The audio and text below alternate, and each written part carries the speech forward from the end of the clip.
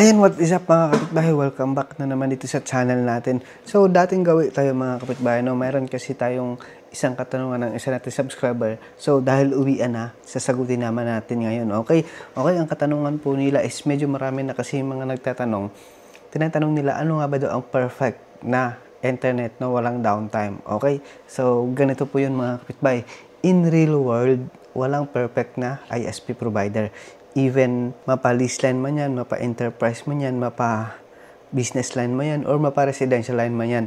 Walang perfect na internet mga kapitbahay. Anytime pwede magkaroon ng downtime. Kaya nga ang sinasabi natin is, dapat kapag mga opisina or mga business, dapat meron tayong backup internet, which is naka-dual one tayo pagdating sa configuration ng firewall natin tsaka sa mga router. Okay, so ang tinatanong po nila, ano ba yung pinaka-the best na internet na o anong ISP provider na walang downtime? Okay, wala pong ganon. Imposible pa yon. Nagdedepende kasi yun sa mga pangyayari. Okay, kunyari, sasabihin ko si Converge, si Globe, or si PLDT, which is like for example, sinasabi nila, siyempre sikat talaga si Converge, sinasabi nila na walang downtime. Hindi impossible po yun. Pwedeng magkaroon ng downtime pa rin si Converge. Like for example, kunyari, residential ka, tapos kabilang barangay, nagkaroon na sunog. So, automatic yun. Magda-downtime ka. Medyo matagal yun i-restore kasi sa dami na nasusunog. Kunyari, yung napaks na nandun banda sa area na yun nasunog. So, magda-downtime ka talaga.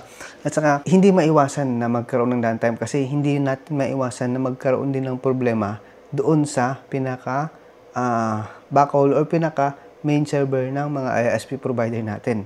Okay, kasi syempre, mayroon silang maintenance, mayroon silang nasira na equipment, nagdidepende po kasi yun. Kaya, huwag kayong maghanap ng internet na hindi nag-downtime. Automatic yun, meron yun. Kahit anong klaseng internet, may downtime pa rin talaga, hindi natin maiwasan. Ano nga ba daw ang style? Magpakabit ng internet para makasulit or hindi sayang yung pera pag nagpakabit ka ng internet. Okay, so ito ganito mga kapitbahay, mga tips. Kapag nagpakabit ka ng internet, nagdidepende po kasi yun sa area. Kasi meron kasi mga area talaga na congested. Like for example, kapag residential ka, so alam naman natin kapag residential is naka-shared internet tayo. So, kumari yung residential na yon, marami ng internet, marami ng user na nagpapakabit. So, magko-congested na yun. Kumari yung mga napbox nila puno na sa dami na ng user, so hindi pa nila ina-upgrade, magkakaroon talaga ng congestion or magkakaroon ng bagal ng internet. Pero kung wari, naka-business ka, mostly naman kapag naka-business line ka, kung wari, hindi ka naman nagtatayo ng business sa residential area. So, madalas kapag nagpapatayo ka ng business, siyempre, doon din sa area na maraming business. Okay, so, kunti lang yung napakapit, kaya hindi congested. Unlike na kapag nasa residential ka, kumari sa mga residential area ka nakatira, sa daming nakatira, so ganun din kadami yung mga gumagamit ng internet. Pero huwag kayong maghanap ng internet na perfect, na hindi nagda-downtime. Hindi natin maiwasan yon. So ayan, sana maliwanagan or magkaroon ng idea yung mga tropa nating IT na gusto magpakabit. Kasi meron tayong isang subscriber na may-ari atasan ng isang business. Nagtatanong po siya sa akin, ano nga ba daw ang perfect na internet? So, walang ganun. Kahit anong internet pwedeng mag-downtime, hindi mo lang masasabi kung kailan or madalas. At saka nagdidepende yon sa mga area or sa mga panahon kung ano yung mga nangyayari. Okay, like for example, dun sa kabilang side, may isang area na nagkaroon ng problema sa poste, na kaputulan yung wire o nasabitan yung poste, natumba. So, mawawalan ka talaga ng internet kaya hindi mo maiwasan yon.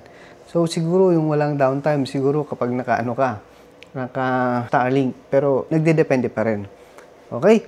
So, kung walang downtime, kung mag-wireless ka, or mag-LTE, or mag-5G ka, siguro yun walang downtime, pero nagdedepende pa rin yun sa area, kung mabilis ba yung signal sa area nyo. Okay? Iyan yung mga yun, pwedeng backup, pero hindi naman kasi pwede natin gamitin yun pang business, kasi iba pa rin talaga ang speed kapag naka-fiber ka.